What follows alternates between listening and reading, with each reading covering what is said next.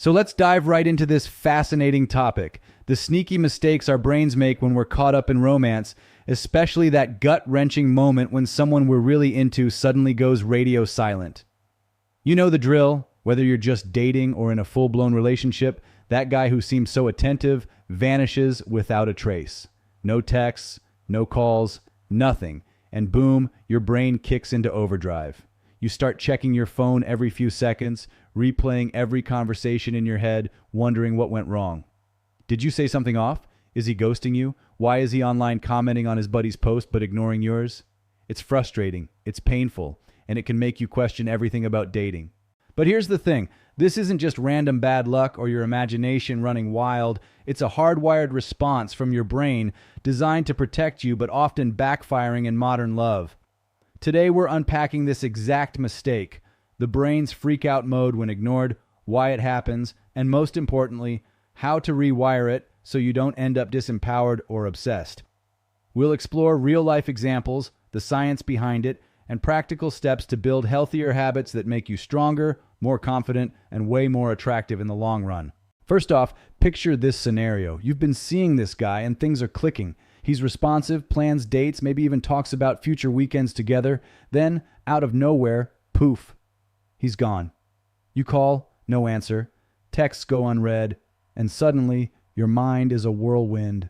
One woman shared how she was dating someone exclusively. He booked tickets for a getaway, and right after, he disappeared.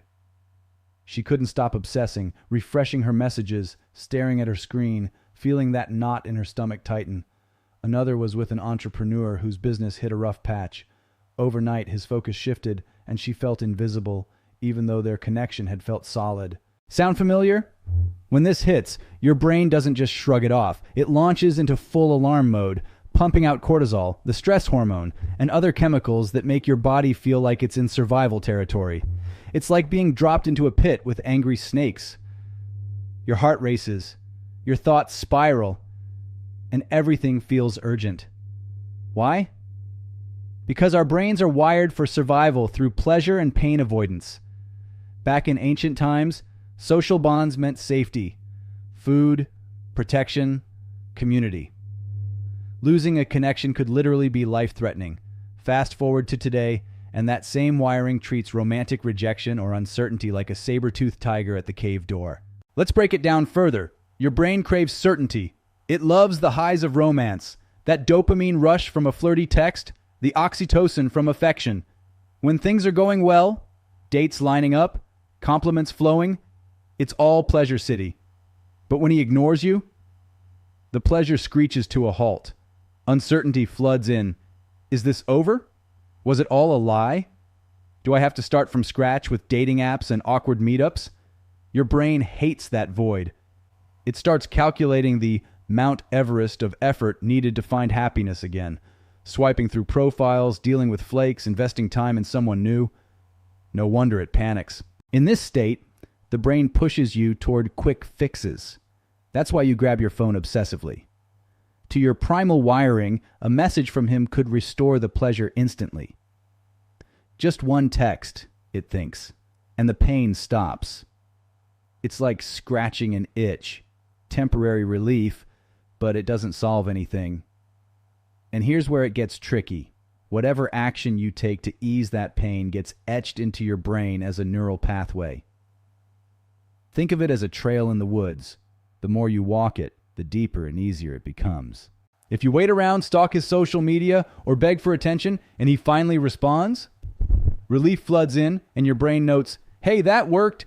Do more of that next time. But this creates a vicious cycle. You become needier, handing over your power, making him the sole source of your happiness. It's the root of so many dating pitfalls, clinging to unavailable guys, losing yourself in a relationship, or bouncing from one bad boy to another. This same mechanism explains addictions elsewhere. Junk food, scrolling endlessly, anything that delivers fast relief reinforces the habit, even if it's harmful. Now imagine flipping the script. What if, instead of fixating on him, you channeled that energy into something empowering? That's the game changer.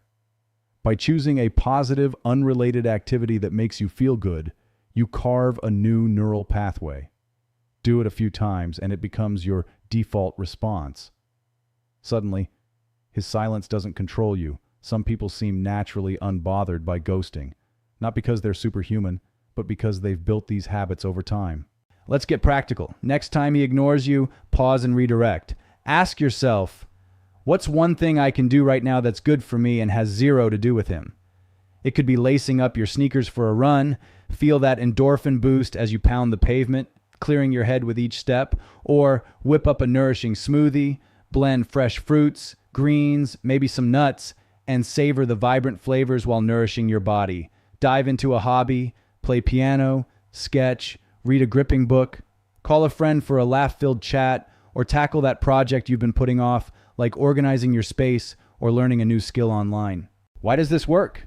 Your brain learns, when romance hurts, I turn to self-care, and bam, relief without dependency. Repeat it, and it sticks. Over time, you feel less insecure, more in control. Plus, this independence is magnetic. It draws healthier partners who respect your boundaries. And if he's truly not worth it, moving on becomes easier because your happiness isn't tied to him. You're sourcing it from within. To make this even more relatable, consider different stages of dating. Early on, when you're just texting and he goes quiet after a great first date, your brain might scream, "What if he's not interested?" Instead of overanalyzing, shift to something fun like a yoga session. Feel the stretch, breathe deep, and remind yourself, abundance mindset. There are plenty of connections out there. In a committed relationship, ignore hits harder because stakes feel higher. Maybe he's stressed at work, like that entrepreneur example, and pulls away unintentionally. Obsessing could strain things more. Redirect to journaling. Write out your feelings, then list 3 things you're grateful for unrelated to him. It processes emotions without escalating drama. What about long-term patterns? If ignoring becomes a habit in the relationship, this rewiring helps you set boundaries. Instead of chasing, focus on your growth. Maybe sign up for a class or volunteer. It signals you're not desperate, encouraging him to step up, or revealing if it's time to walk away. Let's explore the science a bit deeper to see why this is so powerful. Neural pathways form through repetition thanks to neuroplasticity, your brain's ability to change. Each time you choose empowerment over obsession, you're strengthening connections in areas like the prefrontal cortex, which handles decision-making and emotional regulation. Meanwhile, the amygdala, that fear center, calms down. Studies on habit formation show it takes about 21,066 days of consistent action to solidify a new pattern, but in high emotion scenarios like love, even a few intentional shifts can start the momentum. Think of it like training a muscle. At first, resisting the urge to check your phone feels tough. Your brain resists change, but push through with that run or smoothie, and the reward reinforces it. Add variety to keep it engaging. One day, dance to your favorite playlist. Another, meditate for 10 minutes visualizing your ideal balanced life. And don't forget the ripple effects. This isn't just about one guy. It's life-changing. You'll handle other uncertainties better, like job stress or friendships fading. In romance, you'll attract partners who match your vibe because you're radiating self-assurance. No more settling for breadcrumbs. You'll spot red flags early and prioritize your well-being. To wrap this up with a challenge, next time uncertainty hits, try this 3-step process. Step 1, acknowledge the feeling. Okay, brain, I see you're freaking out, but we're not going there. Step 2, pick your positive action, something quick and enjoyable. Step 3, reflect after, note how it made you feel better without relying on him. Track it in a journal to see patterns emerge. By mastering this, you're not just fixing a brain mistake, you're reclaiming your power and love. It turns potential heartbreak into growth, making dating exciting again rather than exhausting. So embrace the uncertainty as a teacher, build those empowering habits, and watch how your romantic world transforms.